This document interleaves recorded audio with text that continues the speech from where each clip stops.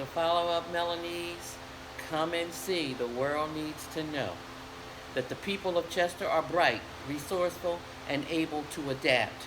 Many are looked down upon and have been pushing constantly to stay above water. How can you tell who our oppressors are? Look at what they do and listen to what they say.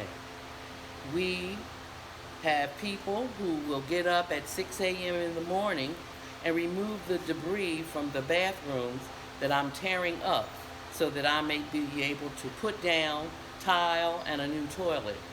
But I want to glue the floor and let it set up while I go to church and preach at the 8 a.m. service. And another great story is the morning that I went back outside to get my lunch to realize that I left the front door open and my pocketbook on the front seat along with additional tools in McCafferty Village. I hollered, "Oh my God," expecting all my stuff to be gone. And I heard the corner guy say, "Oh, Miss Hilda, we're not going to let anybody bother your stuff."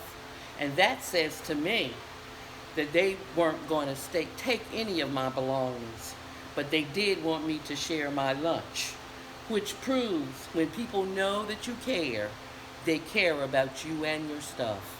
Come and see what people in Chester are able to do.